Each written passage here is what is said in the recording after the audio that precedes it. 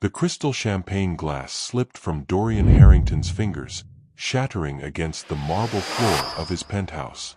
But he didn't hear the crash. He couldn't look away from the window, from the scene unfolding in his private courtyard 30 floors below. There she was, the maid he'd barely noticed in 6 months. Serafina, throwing her head back in pure, unguarded laughter. Her arms wrapped around a man Dorian had never seen before. A stranger in worn jeans and a simple white shirt, holding her like she was precious. Like she was his. The jealousy hit Dorian like a freight train. Raw. Unexpected. Devastating. Who was this nobody touching his maid? And why did watching them together feel like someone was ripping his chest open? Hi viewers, kindly tell us where you're watching from and what time it is. Warm welcome to the family. Enjoy the story. Dorian Harrington owned half of Manhattan. His name alone could make grown men sweat in boardrooms. He had everything money could buy: private jets, luxury cars, women who threw themselves at his feet. Yet standing there, watching a simple maid laugh with another man, he felt something he hadn't experienced in 20 years. He felt small. 3 hours earlier, Dorian had been the king of his world. The morning board meeting had gone exactly as planned. Another hostile takeover. Another company crushed under his empire. His assistant had congratulated him on adding another billion to his net worth. But the victory felt hollow, like all the others. He'd come home to his empty mansion overlooking the bay, expecting the usual silence. The army of staff who moved like ghosts, barely speaking unless spoken to. The maid, Serafina, was just another shadow in his peripheral vision. Someone who polished his marble floors and arranged his flowers without ever really existing in his world. Until now. Now she was laughing like her heart was overflowing with joy. Her eyes sparkling in the afternoon sun. Her whole body alive with happiness. For another man. Dorian pressed his palm against the cold window glass. When was the last time anyone had looked that happy to see him? When was the last time he'd made anyone laugh like that? Not the fake, calculated laughter of business dinners or charity galas. Real laughter. The kind that came from the soul. The answer was never. He'd built his fortune by being ruthless. Emotions were weaknesses. Love was a luxury he couldn't afford. He'd watched his father lose everything to a woman who claimed to love him, and Dorian had sworn never to make the same mistake. But watching Serafina in that courtyard, something cracked inside his chest. Something he'd buried so deep he'd forgotten it existed. The man pulled her closer, whispering something in her ear that made her giggle and blush. Dorian's hands clenched into fists. He wanted to storm down there and demand answers. Who was this man? How long had this been going on? Had she been laughing at him behind his back, the lonely billionaire who had everything except what mattered most? For 6 months, she'd moved through his house like a gentle breeze. Always there when needed, invisible when not. He'd assumed she was just grateful for the job. Poor, uneducated, probably from some small town where working for a billionaire was the best opportunity she'd ever get. He'd never bothered to learn her last name. Now, watching her shine with happiness, Dorian realized he'd been blind. There were layers to Serafina he'd never seen. Depths he'd never explored. She wasn't just the quiet maid who kept his house spotless. She was a woman with secrets. A woman capable of joy so pure it made his heart ache. And she was sharing that joy with someone else. The man spun her around, and her laughter carried on the wind all the way up to Dorian's penthouse. It was the most beautiful sound he'd ever heard. And the most painful. Because in that moment, Dorian Harrington, the man who had everything, realized he had nothing at all. As the sun began to set, casting long shadows across the courtyard, Serafina and her mystery man walked toward the garden gate. She looked up at the mansion one last time, her eyes seeming to find Dorian's window. For a split second, their gazes met across the distance. She smiled. Not the polite, careful smile she gave him when serving his morning coffee. This was different. Knowing. Almost challenging. Then she was gone, disappearing into the evening with her companion, leaving Dorian alone with questions that burned like acid in his throat. Who was she, really? And what else had he been too blind to see? Have you ever misjudged someone completely, only to discover they were hiding depths you never imagined? What would you do if you realized the person you'd overlooked was exactly what your heart had been searching for? Share your thoughts below. This story is just beginning, and Dorian's about to discover that sometimes the most precious treasures are hidden in plain sight. The alarm clock screamed at 5:30 in the morning, but Serafina was already awake. She'd been staring at the cracked ceiling of her tiny studio apartment for an hour, thinking about those eyes. Dorian Harrington's eyes, watching her from his penthouse window yesterday. Cold. Calculating. Hungry. She'd felt his gaze like a physical touch, and it terrified her more than she wanted to admit. Serafina rolled out of her narrow bed and grabbed the phone buzzing on her nightstand. A text from her mother. Lily needs surgery. Doctor says 15,000. I'm sorry, baby. I know you're already doing everything. Her hands shook as she set the phone down. $15,000. Her little sister's appendix had ruptured, and the insurance barely covered half. She made decent money working for Harrington, but decent wasn't enough. Not for this. She pulled on her uniform, the crisp white blouse and black skirt that made her invisible in Dorian's world. But as she brushed her long dark hair, she caught her reflection in the mirror. For just a moment, she saw what Callan saw when he looked at her yesterday. Not a maid. Not someone's servant. A woman with dreams bigger than the mansion she cleaned. The bus ride to the Harrington estate took 40 minutes. 40 minutes to bury Serafina Morel, the girl who'd given up her scholarship to Harvard. 40 minutes to become what everyone expected. Quiet, grateful, invisible. But yesterday had changed something. The way Dorian looked at her wasn't the way you looked at furniture. It was the way a predator looked at prey. Or maybe the way a starving man looked at his first meal in weeks. The mansion loomed ahead, all glass and steel and money. Serafina had been working here for 6 months, and she still felt small walking through those massive front doors. The other staff nodded as she passed.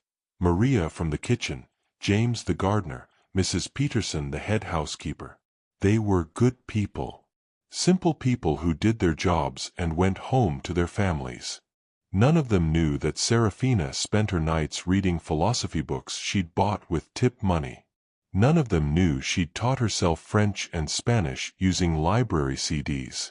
None of them knew that before her father died, she'd been accepted to study international business at 3 different universities. She was dusting the massive library when she heard his footsteps. Expensive leather shoes on marble floors. Her heart started racing, but she kept working, running the cloth over book spines like her life depended on it. "You're here early." Dorian's voice cut through the silence like a blade. Serafina didn't look up. "Yes, sir. Always am." He moved closer, and she could smell his cologne, something dark and expensive that probably cost more than her rent. "That man yesterday. In the courtyard." Her hand froze on a copy of Shakespeare's sonnets. "Sir, don't play dumb." His voice was sharper now, dangerous. Who was he? The smart thing would be to tell the truth. Callan was her cousin, visiting from back home with news about their family. But something in Dorian's tone made her spine straighten. The same tone men used when they thought they owned you. A friend, she said quietly, still not looking at him. The silence stretched between them like a wire about to snap. When she finally glanced up, Dorian was staring at her with those ice-blue eyes, trying to read her like one of his business contracts. "You don't have friends," he said. "You work 16-hour days and send every penny home. Mrs. Peterson told me." Heat flashed through her chest. "You asked about me?" "I ask about all my employees." Liar. She could see it in the way his jaw tightened, the way he couldn't quite meet her eyes. Dorian Harrington, the man who could buy and sell small countries, had been asking about his maid. "Well, now you know," Serafina said, turning back to the books. "I have a friend." She expected him to leave. That's what powerful men did when they didn't get the answers they wanted. They walked away and found someone else to intimidate. Instead, Dorian stepped closer. So close she could feel the heat radiating from his body. "Look at me," he said softly. It wasn't a request. Serafina turned, and for the second time in 24 hours, their eyes locked. Up close, she could see things she'd missed from a distance. The tired lines around his eyes. The way his perfectly styled hair had a strand out of place. The fact that for all his money and power, Dorian Harrington looked desperately lonely. "You're not what you seem," he said, and his voice was different now. Quieter. Almost vulnerable. "Neither are you," she whispered before she could stop herself. Something shifted in his expression. Surprise, maybe. Or recognition. Like he'd been wearing a mask for so long he'd forgotten there was a real person underneath. The moment stretched between them, heavy with possibility and danger. Then Dorian's phone buzzed, shattering the spell. He glanced at it and the walls went back up instantly. "Get back to work," he said, his voice cold again. "And tell your friend he's not welcome on my property."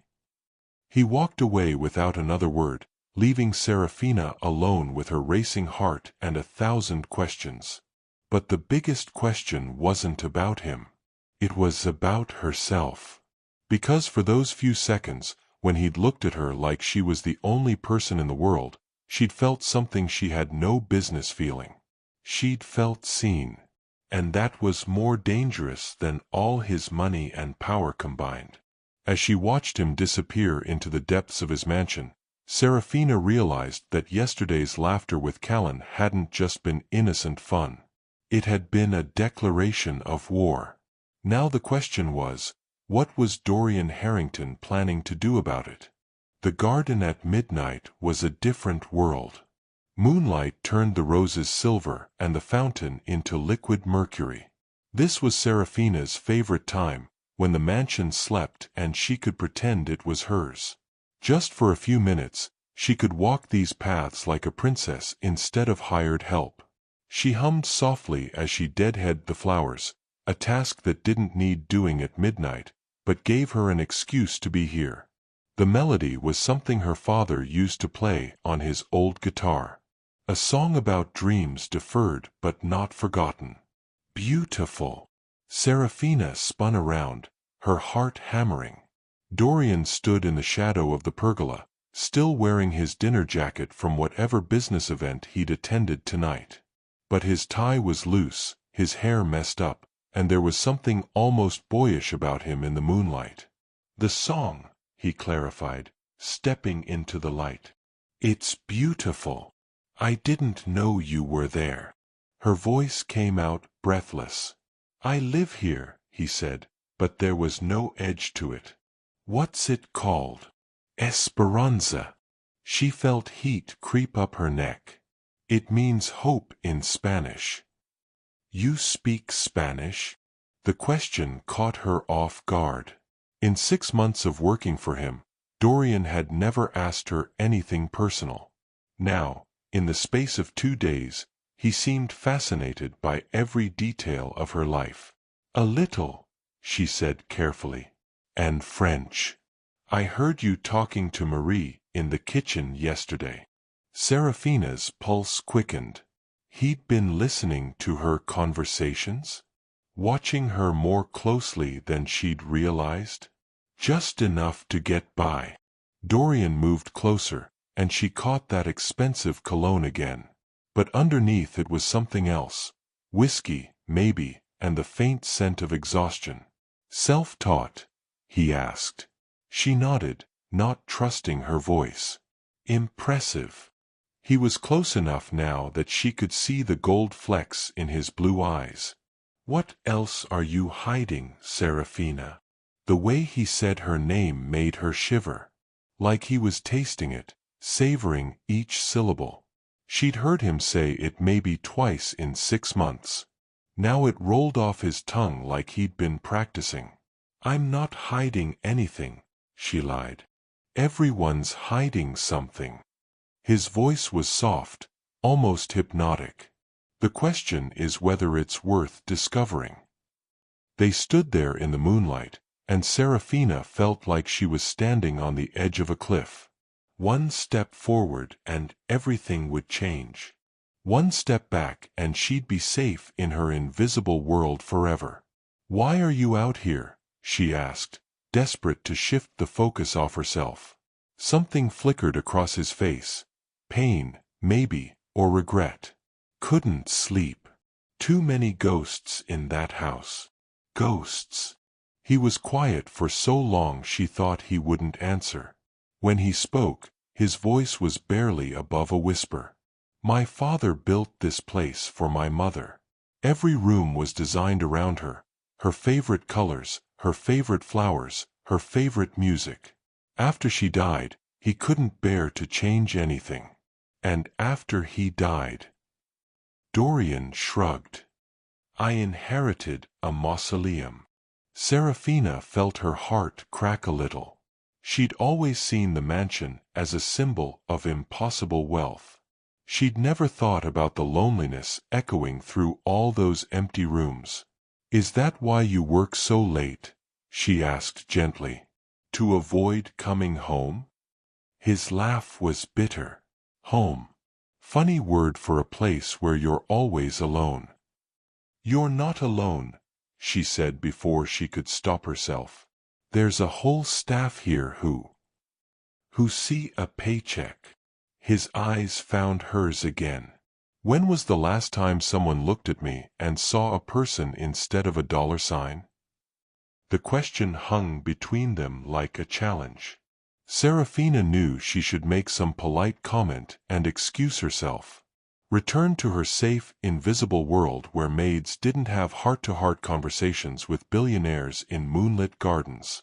Instead, she heard herself say, when was the last time you let them? Dorian went very still. For a moment, she thought she'd gone too far. Then something shifted in his expression, surprise giving way to something deeper. Touché, he said softly. A breeze stirred the roses, carrying their perfume between them. Serafina felt like she was in a dream, the kind where impossible things felt perfectly natural.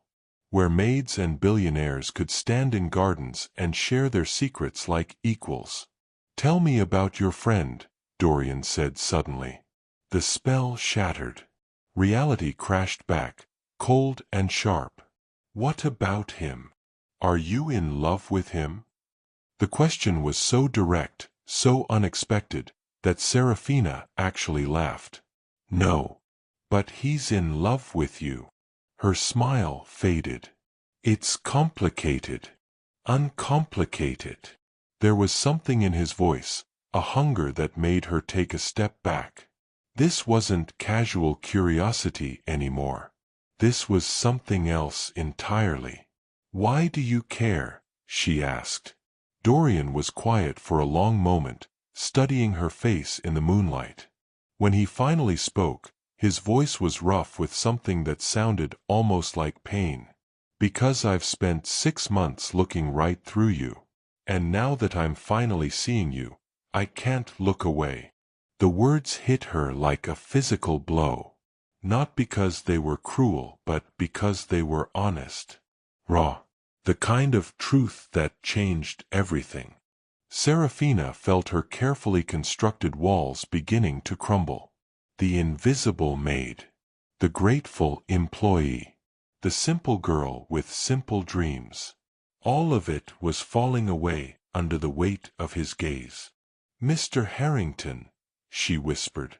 "Dorian," he corrected. "Please." Dorian. His name felt dangerous on her tongue. "This isn't, we can't." "Can't what?" He stepped closer, and she could feel the heat radiating from his body. "Can't be honest? Can't acknowledge what's happening between us?" "Nothing's happening between us." But even as she said it, her body betrayed her. Her pulse racing, her breath coming short, her skin tingling everywhere his eyes touched. "Liar," he said softly. "You feel it too. This pull." She did feel it. Had been feeling it since that moment in the library when he'd looked at her like she mattered. But feeling it and acting on it were two different things. "I work for you," she said desperately. "I need this job." "This isn't about the job." "Everything is about the job."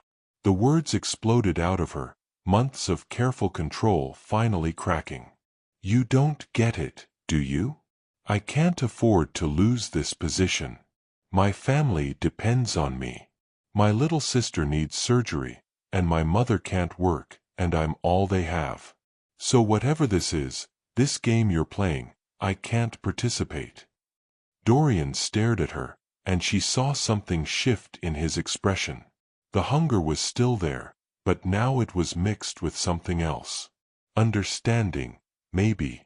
Or respect. "It's not a game," he said quietly. "Then what is it?" He was quiet for so long she thought he wouldn't answer. When he finally spoke, his voice was barely audible. "I don't know.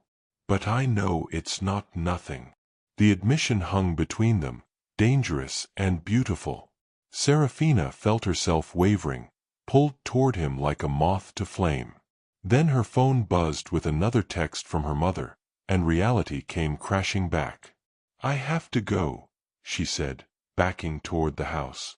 "Serafina, wait." "Good night, Mr. Harrington."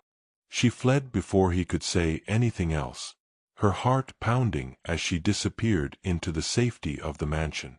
But even as she climbed the servants' stairs to her small room, she could feel his eyes on her back. And she knew, with terrifying certainty, that everything had just changed. The question was she brave enough to face what came next? The conference room was a battlefield, and Dorian was losing. For the first time in 15 years, he couldn't focus. Every time he tried to concentrate on the acquisition details, his mind wandered to moonlight and roses and the way Serafina had said his name. "Sir."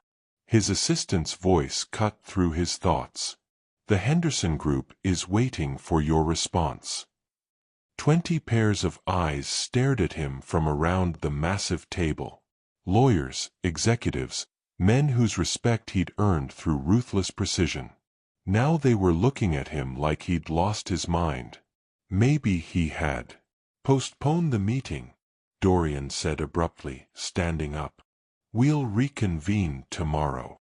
The room erupted in confused murmurs, but he was already walking toward the door. He had more important business to attend to, like figuring out why a maid had gotten under his skin so completely that he couldn't think straight.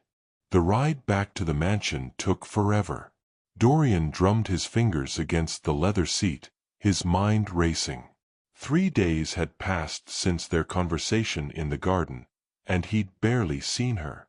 She was avoiding him, ducking into side rooms when she heard his footsteps, finishing her tasks before he came down for breakfast. It was driving him insane. He'd tried to forget about her, tried to focus on work, on the empire he'd built, on anything except the way she'd looked at him in the moonlight. But every time he closed his eyes, he saw her face. Every quiet moment filled with the memory of her voice saying his name. The mansion felt different when he walked through the front doors. Charged, somehow, like the air before a storm. He found Mrs. Peterson arranging flowers in the front hall. "Where is she?" he asked without preamble. The older woman looked up, confused. "Sir, Serafina. Where is she?" Mrs. Peterson's expression shifted from confusion to concern. In all the years she'd worked for the Harrington family, she'd never seen Dorian ask about a specific staff member. "The East Wing Library, sir. She's been spending a lot of time there lately." Dorian headed for the stairs, his heart pounding. He found her exactly where Mrs. Peterson had said, curled up in the window seat with a book in her lap. Late afternoon sunlight streamed through the glass, turning her hair to liquid gold. She looked up when he entered, and he saw her whole body tense. "Mr. Harrington." Her voice was carefully neutral. "I thought we agreed on Dorian." She closed the book and stood, smoothing down her uniform. "Is there something you need?" He wanted to say yes. He needed to understand why she'd been haunting his thoughts for 3 days. He needed to know why a simple conversation in a garden had shattered his carefully constructed world. He needed her to look at him the way she had that night, like he was worth seeing. Instead, he said, "What are you reading?" She hesitated, clutching the book to her chest like armor. "Nothing important." He crossed the room in 3 strides and gently took the book from her hands. The title made his eyebrows rise, Advanced Economic Theory by Richardson. "Light reading?" he asked dryly. Color flooded her cheeks. It was here, and I thought." "You thought what?" "That you'd teach yourself economics in your spare time." The defensive wall went up instantly. "I'm sorry. I know I shouldn't have." "Don't apologize." His voice was sharper than he intended. "Answer the question." She lifted her chin, and there it was again, that flash of steel underneath the soft exterior. "Yes," she said quietly. "I was teaching myself economics." "Why?" "Because knowledge is the only thing no one can take away from you." The words hit him like a physical blow. Simple, honest, devastating. He stared at her, really looked at her, and saw what he'd been too blind to notice before. The intelligence in her eyes. The way she held herself, not subservient, but careful. The quiet dignity that came from surviving things that should have broken her. "Who taught you that?" he asked softly. "My father." Her voice was barely above a whisper. "Before he died." "What else did he teach you?" She was quiet for a long moment, studying his face like she was trying to figure out if this was a trap. "That dreams don't die just because circumstances change," she said finally. "They just wait." Dorian felt something crack inside his chest. "What were your dreams?" "It doesn't matter." "It matters to me." The admission surprised them both. Serafina's eyes widened, and Dorian realized he'd crossed another line he couldn't uncross. "Harvard," she said so quietly he almost missed it. "Full scholarship. International business. I was going to change the world." The past tense was like a knife between his ribs. "What happened?" "Life happened." She tried to take the book back, but he held on to it. "My father got sick. Then he died. The medical bills, the funeral costs. We lost everything. My mother couldn't work. My siblings were too young. So you gave it up." "So I grew up." The bitterness in her voice made him want to break something. Preferably whatever or whoever had stolen her dreams and left her arranging flowers in someone else's house. "You could still go," he said. "It's not too late." She laughed, but there was no humor in it. "With what money? What time? I work 16 hours a day, 7 days a week. And even if I could somehow manage school, my family would starve." "I could." "No." The word was sharp, final. "I don't want your charity." "It wouldn't be charity." "Then what would it be?" The question hung between them, loaded with implications he wasn't ready to examine. What would it be? An investment in a brilliant mind? A way to assuage his guilt over the unfairness of the world? Or something else entirely? Something that had nothing to do with business and everything to do with the way his heart raced when she looked at him. "I don't know," he admitted. They stared at each other in the fading afternoon light, and Dorian felt like they were standing at the edge of a precipice. One more step and everything would change, for both of them. Then the sound of footsteps in the hallway broke the moment. Serafina immediately stepped back, putting distance between them, slipping back into her invisible maid persona. "I should get back to work," she said, reaching for the book again. This time he let her take it. But as their fingers brushed, he felt a jolt of electricity that went straight to his bones. "Keep it," he said. "The book. Keep it." She nodded, clutching it to her chest. "Thank you." She was almost to the door when he called her name. She turned back, and the vulnerability in her eyes nearly brought him to his knees. "Your dreams," he said. "They're not dead. They're just waiting." Something shifted in her expression. Hope, maybe, or fear. Or both. "Some things are worth waiting for," she said softly. "Others are too dangerous to dream about." She left him standing there, wondering which category he fell into. But deep down, he already knew the answer. And it terrified him more than any hostile takeover or business deal ever had. Because Dorian Harrington, the man who had everything, had just realized he was falling for the one thing money couldn't buy. A woman who saw him for who he really was. The question was, what was he going to do about it? The phone call came at 2 in the morning. Serafina jolted awake in her narrow bed, her heart already racing before she even saw her mother's number on the screen. "Mama? What's wrong?" Her mother's voice was thick with tears. "It's Lily, Mija. We're at the hospital. Her appendix, they say it's infected, spreading. They need to operate now, but the insurance." Her voice broke. "They want the money up front. $25,000. The world tilted sideways. 25,000.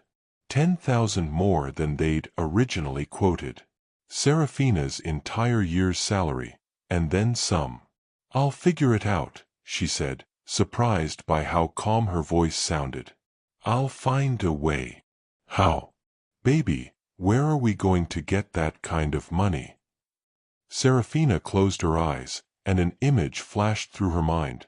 Dorian's face in the library, the way he'd looked at her when he'd offered help. Help she'd thrown back in his face out of pride. "I'll find a way," she repeated. "Just take care of Lily. Tell her I love her." She hung up and sat in the darkness, her mind racing. Alone was impossible. She had no collateral, no credit history worth mentioning. Her mother's house was already mortgaged to the hilt for her father's medical bills. There was nowhere to turn, no one to ask. Except, no, she couldn't, wouldn't. She'd survived this long without becoming some rich man's charity case. She'd figure out another way. But as the night wore on and no brilliant solutions presented themselves, one truth became crystal clear. Her pride wasn't worth her sister's life. By the time the sun rose, Serafina had made her decision.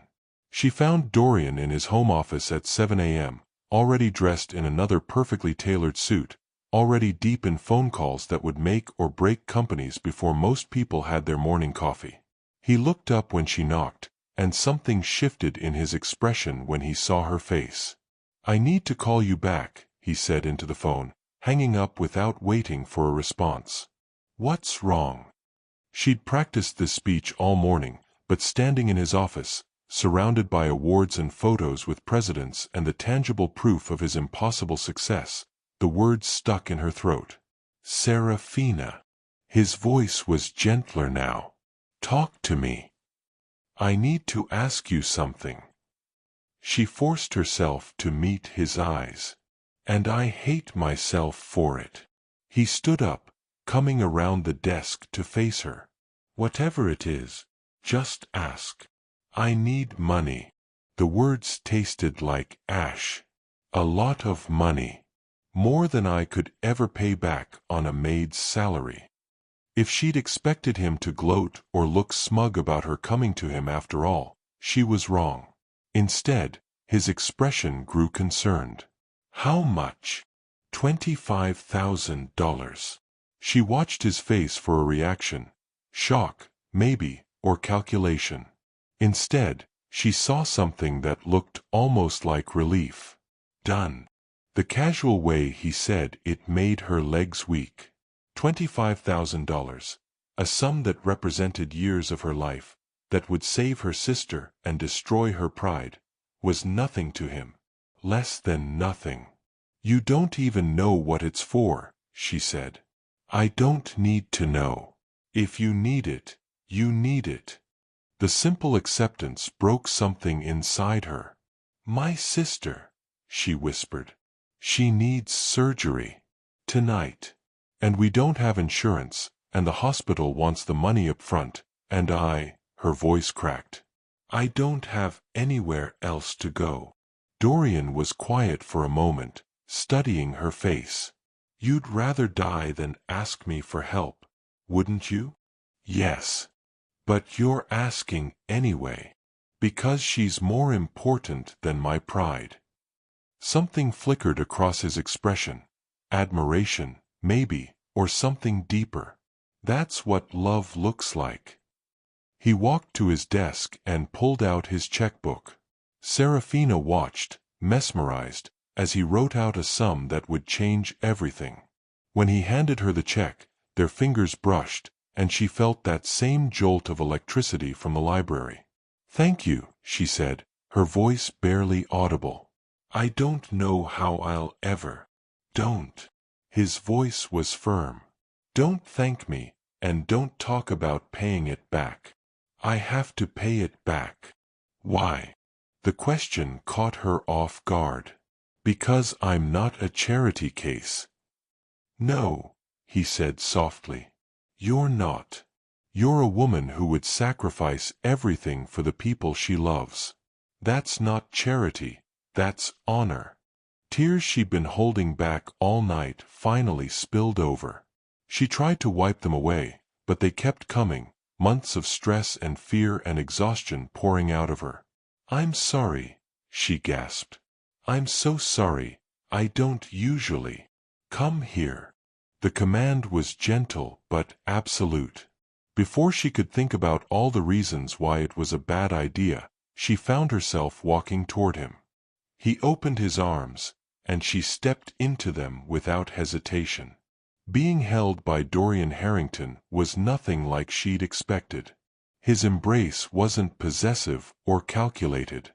It was safe, warm, like coming home after being lost in the cold. She cried against his chest while he held her, one hand stroking her hair, murmuring words she couldn't quite hear but felt in her bones. When the tears finally stopped, she realized she didn't want to move. Didn't want to leave the circle of his arms and return to the complicated world outside. "Better?" he asked softly. She nodded against his chest, breathing in that expensive cologne and something uniquely him. "Serafina." His voice was different now, rougher, more intense. Look at me. She lifted her head, and the expression in his eyes made her breath catch. Hunger, yes, but also something tender and fierce and completely overwhelming. This thing between us, he said quietly. I know all the reasons why it's impossible. I know about the job and the money, and the difference in our worlds. But I also know that I've never felt anything like this before. Her heart was hammering so hard she was sure he could feel it. Dorian, I'm not asking you to decide anything right now. Not when you're dealing with your sister, not when emotions are running high. But I need you to know, this isn't just physical attraction. This isn't just some rich man's fantasy about the help. Then what is it? He cupped her face in his hands, his thumbs brushing away the last of her tears. I think, he said slowly, it might be the beginning of everything. The words hung between them, dangerous and beautiful and utterly terrifying. Serafina felt herself falling, not just into his arms, but into something much deeper and more complicated. Then her phone buzzed with another text from her mother, and reality crashed back in. I have to go, she whispered. The hospital. I'll drive you. You don't have to. I want to. The simple statement undid her completely. When was the last time someone had wanted to take care of her instead of the other way around? As they walked toward his car, Serafina realized that accepting his help had done more than save her sister's life. It had changed the fundamental balance between them. She was no longer just his employee, and he was no longer just her boss. They were something else now, something unnamed and dangerous and absolutely irresistible. The question was, where would it lead them? And was she brave enough to find out? The crystal vase slipped from Serafina's trembling hands, crashing against the marble floor in a symphony of destruction. Water pooled around white lilies like tears, and she stood frozen, staring at the mess she'd made. 2 weeks had passed since Lily's successful surgery. 2 weeks since Dorian had driven her to the hospital and waited in the surgical lounge like family. 2 weeks since everything between them had shifted into dangerous territory. I'm so sorry, she whispered, dropping to her knees to collect the broken pieces. I'll replace it. I'll pay for. Stop. Dorian's voice cut through her panic. She looked up to find him standing in the doorway of the grand hall, still wearing his morning suit from another high-powered meeting. But instead of anger, she saw something else in his eyes. Concern. It's just a vase, he said, crossing the room toward her. It's probably worth more than I make in a month. It's replaceable. You're not. The words hung between them as he knelt beside her on the wet marble, his expensive suit soaking up flower water like he didn't care about anything except making sure she was okay. Let me help, he said quietly. Their hands brushed as they reached for the same shard of crystal, and that familiar electricity shot through her. But this time, neither of them pulled away. This time, their eyes met and held, and Serafina felt like she was drowning in the intensity of his gaze. You've been avoiding me, Dorian said softly. She had been. Ever since that moment in his office when he'd held her while she cried, when he'd looked at her like she was precious instead of expendable, she'd been terrified to be alone with him. I've been working, she said. You've been hiding. The accusation stung because it was true. She'd traded shifts with other staff members, taken on extra duties in parts of the mansion where he never went, done everything possible to avoid the pull she felt every time he was near. Maybe I have good reason to hide, she said, still picking up crystal pieces. Such as. She looked at him then, really looked at him. This man who could buy anything, own anyone, who had the world at his fingertips. And yet here he was, kneeling on a wet floor, helping his maid clean up broken glass. Because you scare me, she whispered. I would never hurt you. That's not what I'm afraid of. Understanding dawned in his eyes. What are you afraid of? That I'm starting to care about you. The admission slipped out before she could stop it. And caring about you is the most dangerous thing I could possibly do. Dorian went very still. When he spoke, his voice was rough with emotion. Why is it dangerous? Because you're Dorian Harrington. And I'm nobody. You're not nobody to me. The words were soft, but they hit her like a physical blow. She set down the crystal shards and really looked at him, this powerful man kneeling beside her like an equal, like she mattered. What am I to you? She asked. He was quiet for a long moment, and she could see him struggling with something. When he finally spoke, his voice was barely above a whisper. You're the first person who's looked at me and seen just me. Not my money, not my power, not what I could do for them. Just me. Dorian. You make me want to be better than I am. The honesty in his voice broke her heart and filled it at the same time. She reached out, her fingers tracing the line of his jaw, feeling the slight stubble, the warmth of his skin. You are better than you think you are, she said softly. Something shifted in his expression. The careful control he always maintained cracked, showing her the vulnerable man underneath. He leaned into her touch, his eyes closing briefly like he was memorizing the feeling. Serafina, he said, opening his eyes. I need to tell you something. But before he could continue, footsteps echoed in the hallway. They sprang apart just as Mrs. Peterson appeared, her face creased with worry. Oh my dear, what happened? She asked, seeing the broken vase. My fault, Serafina said quickly, standing up.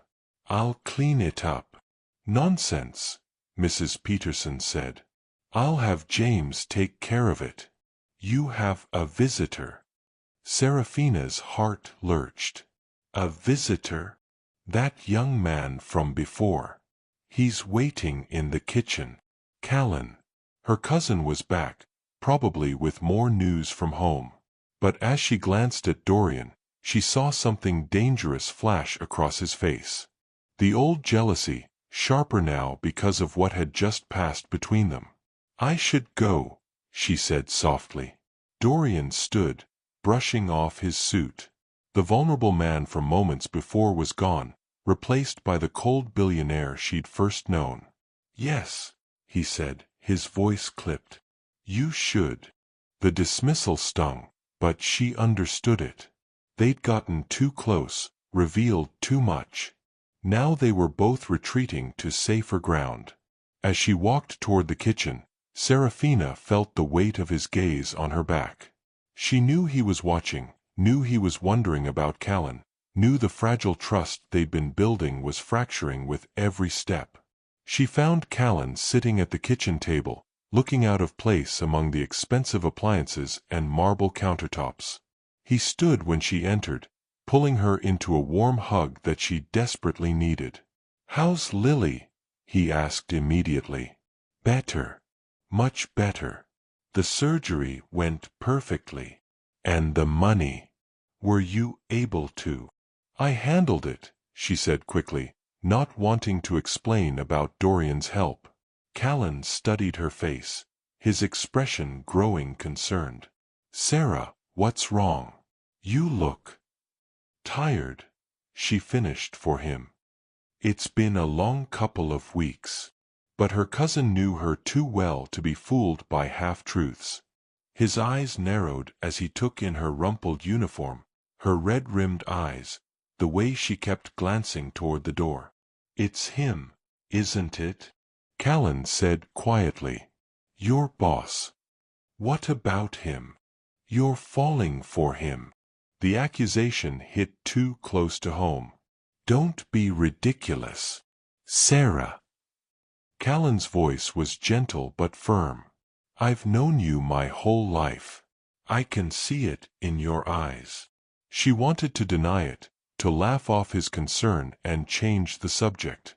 Instead, she found herself sinking into a chair, her carefully constructed walls crumbling. "It doesn't matter," she said finally. "Nothing can come of it." "Why not?" "Because he's a billionaire and I'm a maid. Because he lives in a different world.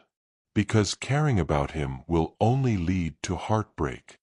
"Or," Callan said softly, "it could lead to happiness." She looked at her cousin, this man who'd grown up with her, who knew all her dreams and fears, and saw nothing but love and support in his eyes. "He helped pay for Lily's surgery," she admitted quietly. Callan's eyebrows rose.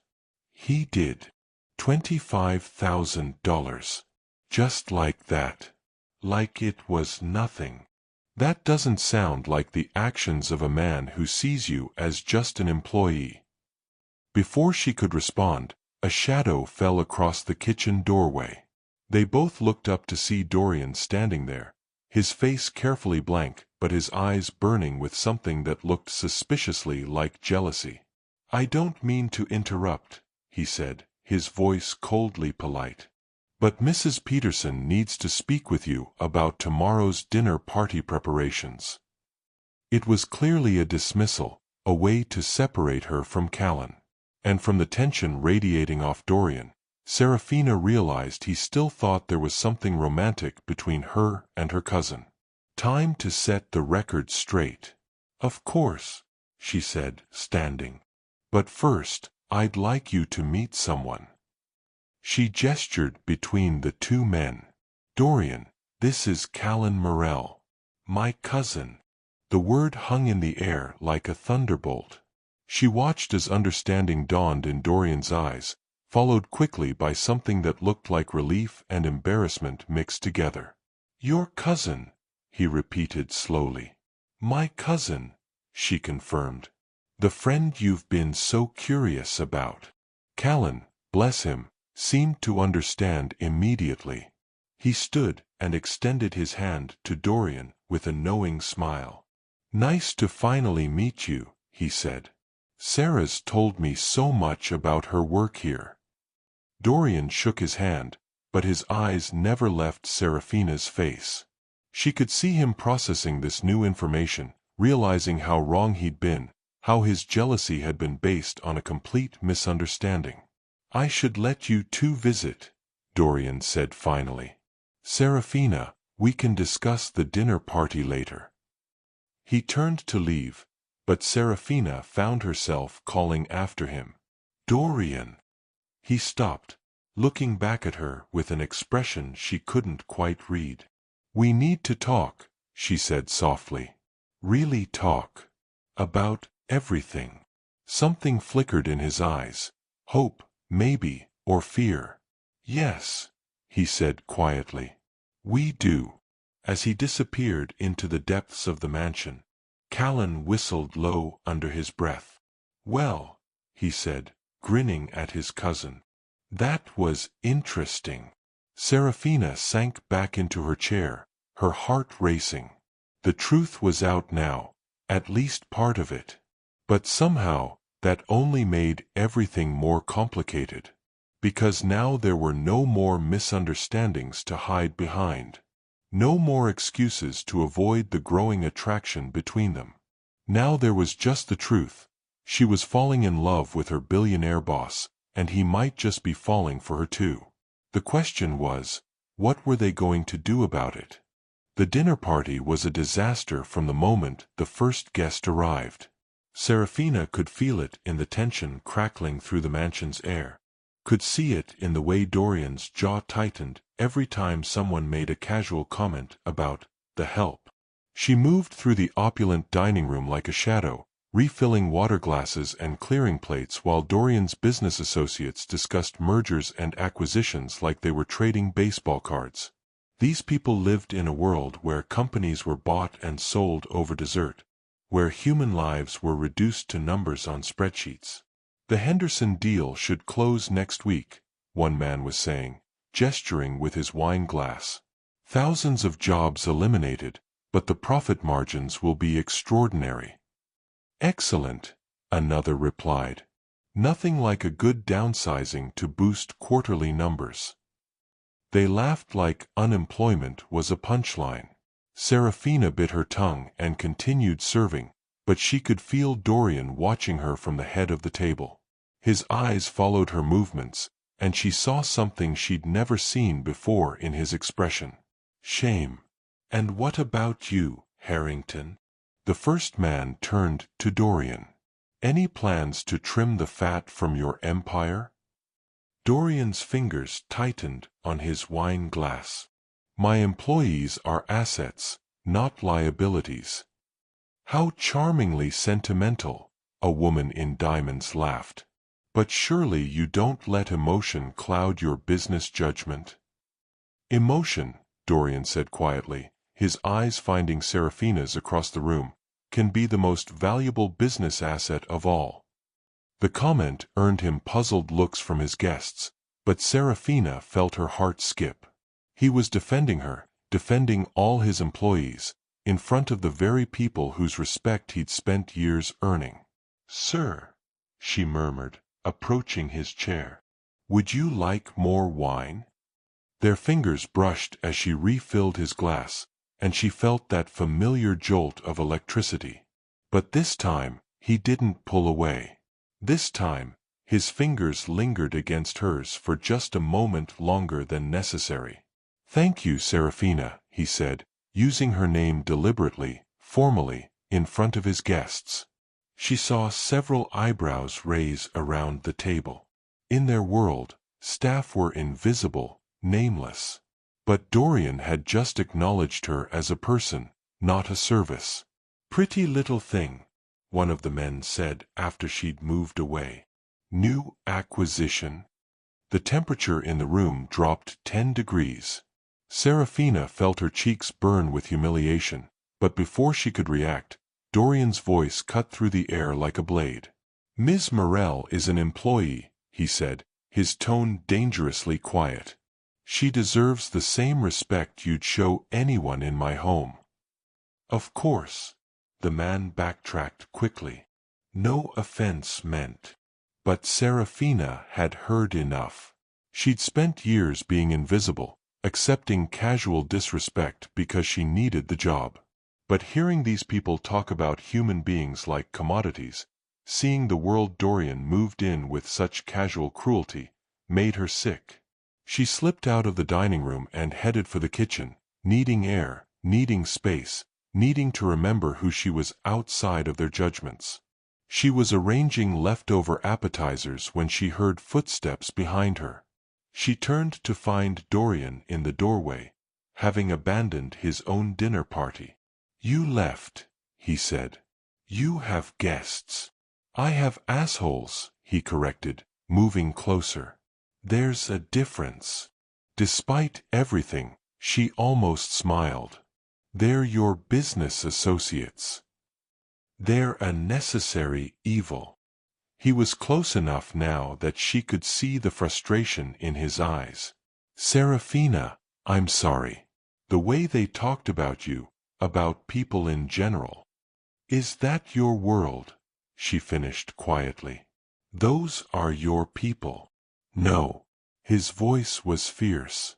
They're not my people. They never have been. Then who are your people? He was quiet for a long moment, studying her face in the kitchen's warm light. When he spoke, his voice was soft but certain. You are. The words hit her like a physical blow. Simple, honest, devastating. She felt tears prick at her eyes, but she blinked them back. Dorian, I mean it. He stepped closer, close enough that she could feel the heat radiating from his body. You, Mrs. Peterson, James, Maria, you're more real than anyone sitting in that dining room. You work hard, you care about each other, you have integrity. They just have money. You have money too. I have money, he agreed. But I also have you. And you make everything else worthwhile. The confession hung between them, dangerous and beautiful. Serafina felt herself falling again, pulled into the gravity of his intensity. "This is crazy," she whispered. "We're from completely different worlds. So we'll build a new one." The certainty in his voice made her breath catch. "You don't know what you're saying." "I know exactly what I'm saying." He reached up, cupping her face in his hands. "I'm saying I don't care about the money or the social differences or what anyone thinks. I care about you.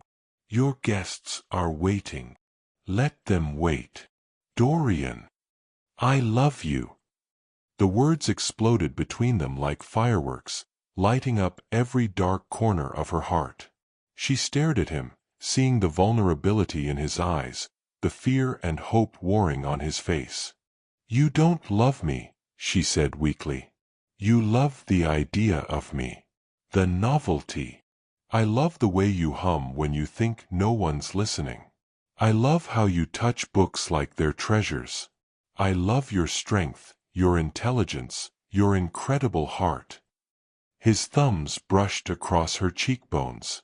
"I love that you see me, not my money, not my power, just me. And I love that you're brave enough to call me on my bullshit." Tears were streaming down her face now, but she didn't care. "This is impossible. Nothing's impossible. Your world won't accept me. Then I'll leave my world." The offer hung between them, stunning in its simplicity. He would give up everything, his social status, his business relationships, his entire carefully constructed life, for her. "I can't let you do that," she whispered. "It's not your choice to make." Before she could argue, he leaned down and kissed her. Soft at first, tentative, like he was afraid she might pull away. But when she melted into him instead, when her hands fisted in his shirt and pulled him closer, the kiss deepened into something desperate and consuming. She tasted wine on his lips and something uniquely him. Felt the careful control he always maintained finally crack completely. This wasn't the cold billionaire or the polished businessman. This was just a man, vulnerable and real, pouring his heart into a kiss that changed everything. When they finally broke apart, they were both breathing hard. Dorian rested his forehead against hers, his eyes closed. "Stay with me tonight," he whispered. The request sent fire through her veins, but it also brought reality crashing back. She stepped away from him, immediately missing his warmth. "I can't." "Why not?" "Because." She struggled to find words that wouldn't hurt him. "Because once we cross that line, there's no going back. And I need to be sure this is real, not just some fantasy you have about the poor maid." Pain flashed across his face. "Is that really what you think this is?" "I don't know what to think." She was crying again, frustrated with herself for being so confused. "2 months ago, you didn't even know my name. Now you're telling me you love me. It's too fast, too intense, too honest." His voice was gentle but firm. "Serafina, I've been sleepwalking through my life for years. You woke me up. You made me feel alive again. If that's too fast, too intense, then so be it. I'd rather have one real moment with you than a lifetime of empty ones without you." The words were beautiful, romantic, everything she'd ever dreamed of hearing. But dreams and reality were two different things. "I need time," she said quietly. "Time to think, time to process all of this." Disappointment flickered in his eyes, but he nodded. "How much time?" "I don't know." "Then I'll wait." His voice was steady, certain. "However long it takes, I'll wait. And your guests can go to hell." "Despite everything," she laughed. "You can't abandon your own dinner party. Watch me." But even as he said it, they could hear voices from the dining room growing louder, probably wondering where their host had disappeared to. "Go," she said softly. "Take care of your business. I'll be here when you're ready to talk." He hesitated, clearly torn between duty and desire. Finally, he leaned down and pressed a soft kiss to her forehead. "This conversation isn't over," he said. "I know." As he walked toward the door, she called his name. He turned back, hope flaring in his eyes. "For what it's worth," she said quietly, "I think I'm falling in love with you too." The smile that spread across his face was brighter than the sun. "That's worth everything." After he left, Serafina sank into a kitchen chair, her head spinning. Everything had changed in the span of a few minutes. The safe, predictable world she'd built for herself had been turned upside down by 3 simple words. "I love you." Now she had to decide, was she brave enough to love him back? And more importantly, was she strong enough to survive in his world if she did? The answer would determine both their futures. The morning brought cold rain and colder silence. Serafina moved through her duties like a robot, polishing furniture that was already spotless, arranging flowers that didn't need arranging. Anything to avoid thinking about last night's conversation. But avoiding Dorian himself proved impossible. She felt his presence before she saw him, that magnetic pull that seemed to draw her attention whenever he was near. She looked up from dusting the library shelves to find him standing in the doorway, still in his morning clothes, watching her with an intensity that made her pulse race. "We need to talk," he said without preamble. "I'm working. It's Saturday, and you're avoiding me again." She was. After his declaration of love, after that devastating kiss in the kitchen, she'd spent the night staring at her ceiling, trying to make sense of feelings that defied logic. "I told you I needed time," she said, not looking at him. "I'm not here to pressure you." His voice was gentler now. "I'm here because I received some interesting information this morning." Something in his tone made her turn around. He was holding a manila folder, his expression unreadable. What kind of information? He crossed the room and handed her the folder. With trembling fingers, she opened it and felt her world tilt sideways. Harvard University. Acceptance letter. Full scholarship. Her name at the top, dated just 3 days ago. How? She couldn't finish the sentence. "I made some calls," Dorian said quietly. "Pulled some strings. Your original application was still on file, along with your test scores and academic records. They were more than happy to reconsider." She stared at the papers in her hands, seeing her dreams made real in black and white. The opportunity she'd given up, handed back to her like a gift. "I can't accept this," she whispered. "Why not?" "Because you bought it for me." "I didn't buy anything." His voice was firm. "I opened a door. Your intelligence, your qualifications, those earned you this opportunity. I just made sure the right people saw them. My family needs me. I can't just abandon. I've set up a trust fund," he continued, as if she hadn't spoken. "Enough to cover your family's expenses for the next 4 years, plus your sister's medical bills, plus a little extra for emergencies." The folder slipped from her numb fingers, papers scattering across the library floor. "You can't do this." "I already have." "Why?" The word came out as a broken whisper. Dorian knelt beside her as she gathered the scattered papers, his eyes never leaving her face. "Because you told me once that knowledge was the only thing no one could take away from you," he said softly. "Because you sacrificed your dreams for your family's survival, and that kind of love deserves to be rewarded. Because you're brilliant and determined, and you deserve every opportunity in the world. And because you think this will make me love you?" The accusation hung between them like a blade. Dorian went very still, something flickering across his face that might have been pain. "Is that what you think this is?" he asked quietly. "Some elaborate attempt to buy your affections? Isn't it?" He was quiet for a long moment, studying her face. When he spoke, his voice was rough with emotion. "If I thought money could buy your love, I would have tried that months ago. This isn't about us, Serafina. This is about you. About the dreams you gave up and deserve to reclaim.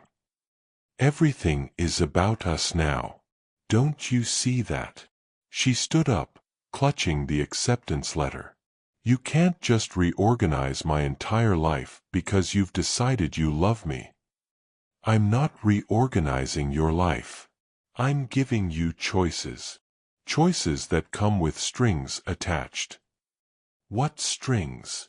She gestured wildly at the opulent library, at the mansion around them, at the impossible gulf between their worlds. "This place. This life. You. How can I pursue my own dreams when I'm tied to yours?" "You're not tied to anything," Dorian said, standing as well.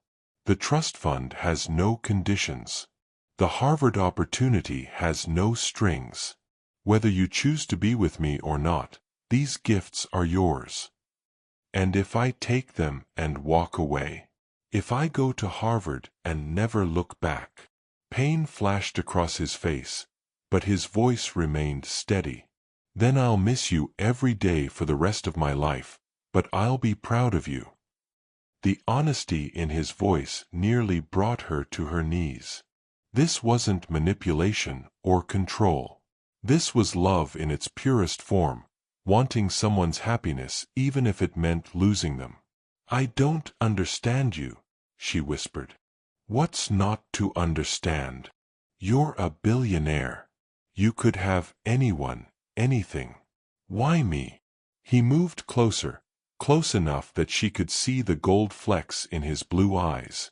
"Because you see me," he said simply. "Not my money, not my power, not what I can do for you. You see the man I am underneath all of that. And somehow, impossibly, you think that man is worth caring about. You are worth caring about.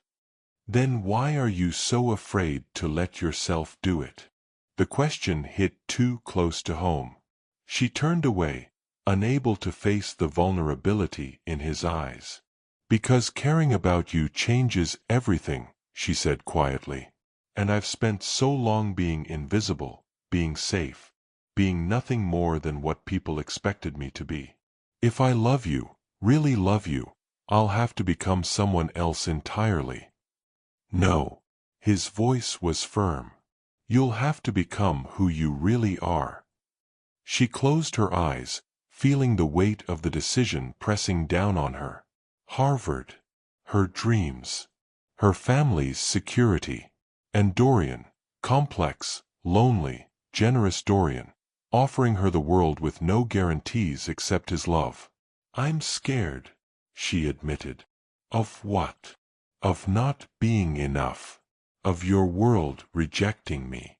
Of becoming some scandal, some story people whisper about, the maid who seduced the billionaire." "Let them whisper." He was behind her now, his voice warm against her ear. "Their opinions don't matter. They matter to you. Your reputation, your business. You matter more." The simple statement undid her completely. She turned in his arms, seeing nothing but love and certainty in his eyes. "What if this doesn't work?" she whispered. "What if we try and fail? Then we'll fail together. And that will still be better than spending our lives wondering what if." He was right, and she knew it. The safe choice was to take his gifts and run, to build a new life far away from the complications of loving him. But the brave choice, the right choice, was to stay and fight for something real. "I love you," she said, the words tumbling out before she could stop them. "God help me, I love you too." The smile that spread across his face was radiant. Say it again. I love you, Dorian Harrington. I love your arrogance and your vulnerability. I love how you kneel on wet floors to help clean up broken glass. I love that you see employees as people, not numbers. I love that you're willing to give up everything for me. I'm not giving up anything, he said, pulling her closer. I'm gaining everything. When he kissed her this time, it was different from the desperate passion in the kitchen. This was a promise, a beginning, a commitment to whatever came next. So, he said when they finally broke apart, both breathing hard. Harvard in the fall? She looked at the acceptance letter still clutched in her hand, then back at his hopeful face. Harvard in the fall, she agreed. But I'm coming back. You don't have to. Yes, I do. Her voice was strong now, certain. This is my home. You're my home. I'll get my degree, and then I'll come back and help you build something better than what you have now. What did you have in mind? She smiled, feeling lighter than she had in years. How about an empire built on compassion instead of cruelty? Businesses that lift people up instead of tearing them down. Ambitious, he said, grinning. I like it. Think you can handle having a Harvard MBA as a business partner? I can handle anything, he said, as long as you're by my side. As they stood there in the library, surrounded by books and possibilities, Serafina realized that sometimes the most precious treasures really were hidden in plain sight. She'd found hers in a lonely billionaire who'd learned to see past surfaces to the heart beneath. And he'd found his in a maid who'd taught him that love wasn't a weakness to be feared, but a strength to be celebrated. Now they just had to prove that love could conquer even the vast differences between their worlds. The real adventure was just beginning. The tabloid hit the newsstands on a Tuesday morning, and by noon, Serafina's life had become a circus. She stared at the front page through the mansion's kitchen window, watching paparazzi set up cameras beyond the gate like vultures circling carrion. Billionaire's secret affair with MAID, screamed the headline, complete with a grainy photo of her and Dorian kissing in the garden. Someone had sold them out, a staff member, a guest, maybe one of his dinner party associates who'd sensed a story. Don't look at it, Maria said gently, trying to pull her away from the window. It'll only make you feel worse. But Serafina couldn't look away from the carnival outside. Reporters with microphones, photographers with telephoto lenses, curious neighbors walking by slower than usual. Her private moment with Dorian had been turned into public entertainment. Where is he? She asked. Emergency board meeting, Mrs. Peterson said, her voice tight with worry. Damage control, they're calling it. Damage control. As if loving her was damage that needed controlling. Serafina's phone had been buzzing non-stop since morning, reporters wanting quotes, distant relatives suddenly interested in reconnecting, strangers with opinions about her character. She'd finally turned it off, but the silence felt almost worse than the chaos. You should leave, Maria said quietly. Take a few days, let this blow over. I can't run away. This isn't running away. This is self-preservation. But Serafina had spent too many years being invisible to disappear now. Whatever happened next, she would face it head-on. The sound of tires on gravel made them all look toward the front of the house. Dorian's car was coming up the drive, moving fast, scattering photographers like leaves. Serafina watched from the window as he got out, his face grim, his usual composure cracked. He found her in the kitchen 5 minutes later, still staring out at the media circus. How bad is it? She asked without turning around. It's manageable. But his voice said otherwise. She finally looked at him, seeing the strain around his eyes, the tension in his shoulders. What did the board say? They're concerned about the company's image. And what did you tell them? He moved closer, his hands finding her shoulders. I told them my personal life is none of their business. But they disagree. His jaw tightened. They want me to issue a statement. Something about a brief indiscretion, poor judgment, lessons learned. The words hit her like physical blows. You mean they want you to deny me? I'm not denying anything. His voice was fierce. I told them they could go to hell. And what happens to your company when you tell the board to go to hell? He was quiet, and that silence told her everything she needed to know. They'll remove you, she said quietly. Won't they? They'll try. Dorian. She pulled away from him, her heart breaking. You can't lose everything because of me. I'm not losing everything. I'm choosing what matters. Your life's work matters. The thousands of people who depend on your company for jobs, they matter too. So do you. She closed her eyes, feeling the weight of impossible choices. Outside, camera flashes sparked like lightning through the kitchen windows. Maybe they're right, she said quietly. About what? About this being a mistake. About us being from different worlds. Don't. His voice was sharp. Don't let them poison what we have. What we have is destroying your life. My life was already destroyed, he said fiercely. I was sleepwalking through it, going through the motions, feeling nothing. You brought me back to life. Without you, there's no point to any of it. The honesty in his voice made her want to cry. There has to be another way. There is. He moved closer, his eyes intense. Marry me. The words exploded between them like a bomb. Serafina stared at him, wondering if she'd heard correctly. What? Marry me, he repeated, dropping to one knee right there in the kitchen. Not because of the scandal, not to fix our image, but because I love you and I want to spend the rest of my life proving it. Dorian, get up.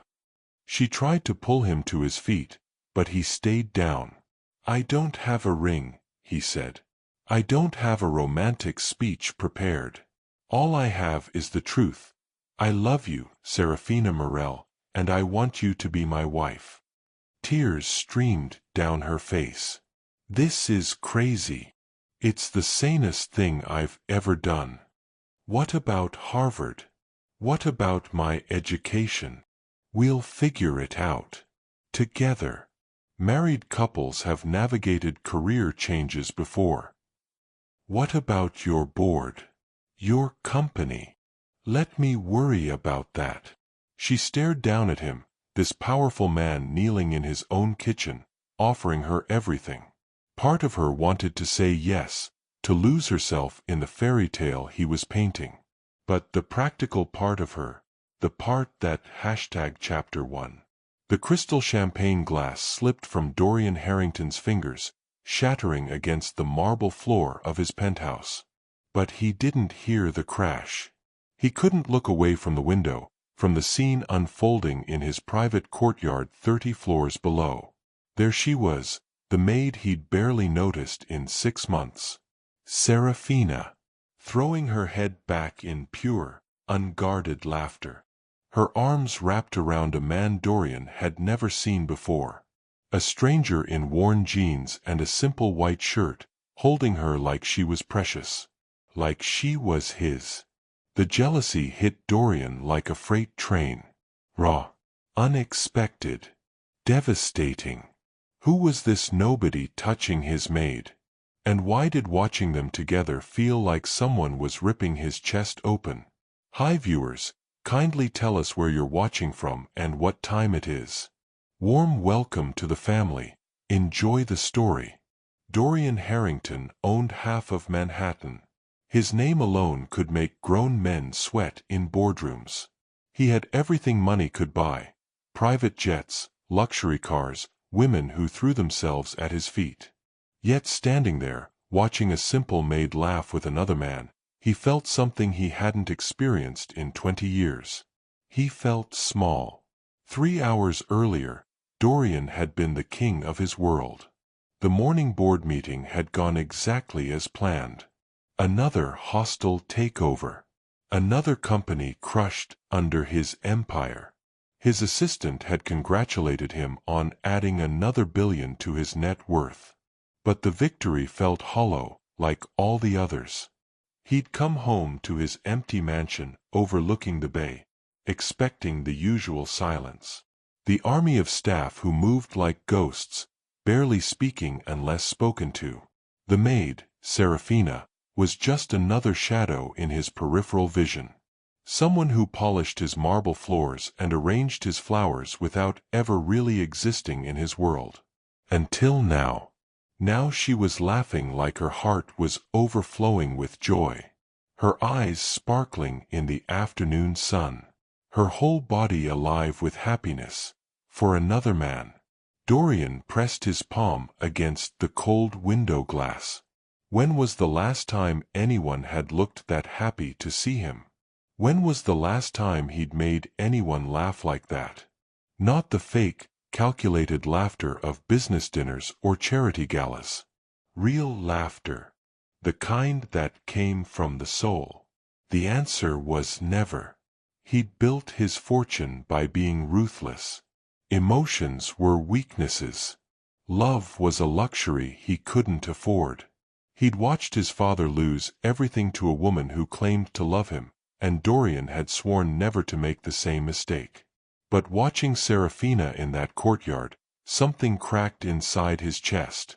Something he'd buried so deep he'd forgotten it existed. The man pulled her closer, whispering something in her ear that made her giggle and blush. Dorian's hands clenched into fists. He wanted to storm down there and demand answers. Who was this man? How long had this been going on? Had she been laughing at him behind his back, the lonely billionaire who had everything except what mattered most? For 6 months, she'd moved through his house like a gentle breeze. Always there when needed, invisible when not. He'd assumed she was just grateful for the job. Poor, uneducated, probably from some small town where working for a billionaire was the best opportunity she'd ever get. He'd never bothered to learn her last name. Now, watching her shine with happiness, Dorian realized he'd been blind. There were layers to Serafina he'd never seen. Depths he'd never explored. She wasn't just the quiet maid who kept his house spotless. She was a woman with secrets. A woman capable of joy so pure it made his heart ache. And she was sharing that joy with someone else. The man spun her around, and her laughter carried on the wind all the way up to Dorian's penthouse. It was the most beautiful sound he'd ever heard. And the most painful. Because in that moment, Dorian Harrington, the man who had everything, realized he had nothing at all. As the sun began to set, casting long shadows across the courtyard, Serafina and her mystery man walked toward the garden gate. She looked up at the mansion one last time, her eyes seeming to find Dorian's window. For a split second, their gazes met across the distance. She smiled. Not the polite, careful smile she gave him when serving his morning coffee. This was different. Knowing. Almost challenging. Then she was gone, disappearing into the evening with her companion, leaving Dorian alone with questions that burned like acid in his throat. Who was she, really? And what else had he been too blind to see? Have you ever misjudged someone completely, only to discover they were hiding depths you never imagined? What would you do if you realized the person you'd overlooked was exactly what your heart had been searching for? Share your thoughts below. This story is just beginning, and Dorian's about to discover that sometimes the most precious treasures are hidden in plain sight. 5 years later, the Harvard Business School graduation ceremony was held under a perfect June sky. Serafina Morel, soon to be Serafina Harrington, adjusted her cap and gown as she walked across the stage to receive her MBA, magna cum laude. In the audience, Dorian applauded louder than anyone else, his pride evident to everyone around him. Beside him sat her mother, healthy now and beaming, along with Lily, fully recovered and starting her own pre-med program, and Callan, who'd never stopped believing in his cousin's dreams. The past 4 years hadn't been easy. There had been moments of doubt, lonely nights, tabloid stories that resurfaced whenever news was slow. But there had also been weekly phone calls that stretched for hours, surprise visits that made her heart race, and a love that had only deepened with time and distance. Dorian had kept his word about everything. The trust fund had supported her family without conditions. Harvard had challenged and changed her in ways she'd never imagined. And Harrington Global had slowly transformed under Dorian's leadership, guided by long conversations with Serafina about corporate responsibility and ethical business practices. The company now led the industry in employee benefits, environmental initiatives, and community investment. The board had initially resisted, but profits had soared as consumers responded to a business that actually cared about more than just its bottom line. "I couldn't have done any of it without you," Dorian had told her during one of their calls. "You didn't just change my heart, you changed my entire vision of what success could look like." Now, diploma in hand, Serafina made her way through the crowd of graduates and families. She found Dorian waiting exactly where he'd promised to be, by the oak tree where they'd shared their first phone conversation as a couple instead of employer and employee. "Congratulations," he said, pulling her into his arms. "How does it feel to be officially smarter than your billionaire boyfriend?" "I was always smarter than you," she laughed. "Now, I just have the degree to prove it." "Humility was never your strong suit," he said, spinning her around. "It's one of the things I love most about you." When he set her down, his expression grew more serious. "Ready for the next adventure?" She knew what he was asking. The offer was still on the table: marriage, partnership, building something beautiful together. But now she was ready to say yes for all the right reasons. "Ask me," she said softly. Dorian smiled and dropped to one knee right there under the oak tree, pulling out a ring that caught the afternoon sunlight like captured fire. Around them, other graduation celebrations continued, but they existed in their own bubble of perfect timing. "Serafina Morel," he said, his voice steady and sure, "you are the smartest, strongest, most incredible woman I've ever known. You've made me a better man and shown me what true partnership looks like. Will you marry me and help me change the world?" "Yes," she said without hesitation. "Yes to all of it." As he slipped the ring onto her finger, a perfect fit, just like them, Serafina realized that her story had come full circle. She'd started as an invisible maid who'd given up her dreams, and she'd become a woman who'd reclaimed them all. But more than that, she'd learned that love wasn't about being rescued or rescuing someone else. It was about two people choosing to grow together, to challenge each other, to build something neither could have created alone. "So," Dorian said, standing and wrapping his arms around her, "what's our first project as official partners?" Serafina grinned, her mind already racing with possibilities. "How about we start by opening a scholarship fund for students from working-class families? Help other people bridge the gap between worlds the way you helped me." "I love it. What else?" "A mentorship program. Affordable housing initiatives. Maybe even our own foundation focused on economic mobility." "Ambitious," he said, just like he had all those years ago in the library. "I like it. Think you can handle having an equal partner who's going to challenge you on everything?" "I'm counting on it." As they walked back toward their families, their chosen family that included Mrs. Peterson, Maria, James, and all the people who'd supported them through the journey, Serafina felt a deep sense of completion. She'd found love, yes, but more than that, she'd found herself. The girl who'd dreamed of changing the world hadn't disappeared when her father died. She'd just been waiting for the right moment, the right partner, the right opportunity to emerge. Now, with Dorian beside her and unlimited possibilities ahead of them, that moment had finally arrived. Their wedding would be the social event of the year, but it would also be a celebration of something rare and precious. A love that had transformed not just two people, but everyone around them. The invisible maid had become visible in the most beautiful way possible.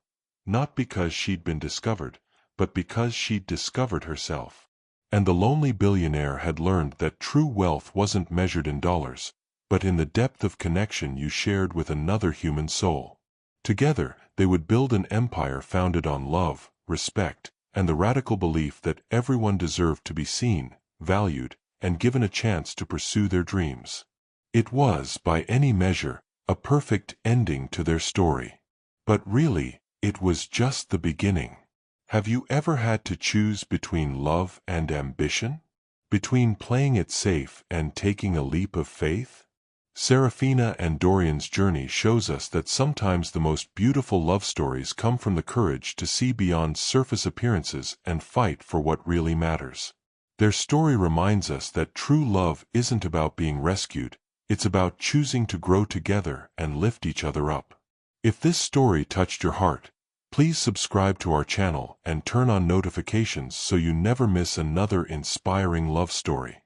Share your thoughts in the comments below. Have you ever misjudged someone only to discover they were exactly what your heart was searching for? Your stories help inspire others and remind us all that love can truly conquer any obstacle when two people are brave enough to fight for it together. Until our next story, remember, the most precious treasures are often hidden in plain sight, waiting for someone brave enough to really see them. Chapter 1. The crystal champagne glass slipped from Dorian Harrington's fingers, shattering against the marble floor of his penthouse. But he didn't hear the crash. He couldn't look away from the window, from the scene unfolding in his private courtyard 30 floors below. There she was, the maid he'd barely noticed in 6 months. Serafina, throwing her head back in pure, unguarded laughter. Her arms wrapped around a man Dorian had never seen before. A stranger in worn jeans and a simple white shirt, holding her like she was precious. Like she was his. The jealousy hit Dorian like a freight train. Raw. Unexpected. Devastating. Who was this nobody touching his maid? And why did watching them together feel like someone was ripping his chest open? Hi viewers, kindly tell us where you're watching from and what time it is. Warm welcome to the family. Enjoy the story. Dorian Harrington owned half of Manhattan. His name alone could make grown men sweat in boardrooms. He had everything money could buy: private jets, luxury cars, women who threw themselves at his feet. Yet standing there, watching a simple maid laugh with another man, he felt something he hadn't experienced in 20 years. He felt small. 3 hours earlier, Dorian had been the king of his world. The morning board meeting had gone exactly as planned. Another hostile takeover. Another company crushed under his empire. His assistant had congratulated him on adding another billion to his net worth. But the victory felt hollow, like all the others. He'd come home to his empty mansion overlooking the bay, expecting the usual silence. The army of staff who moved like ghosts, barely speaking unless spoken to. The maid, Serafina, was just another shadow in his peripheral vision. Someone who polished his marble floors and arranged his flowers without ever really existing in his world. Until now. Now she was laughing like her heart was overflowing with joy. Her eyes sparkling in the afternoon sun. Her whole body alive with happiness. For another man. Dorian pressed his palm against the cold window glass. When was the last time anyone had looked that happy to see him? When was the last time he'd made anyone laugh like that? Not the fake, calculated laughter of business dinners or charity galas. Real laughter. The kind that came from the soul.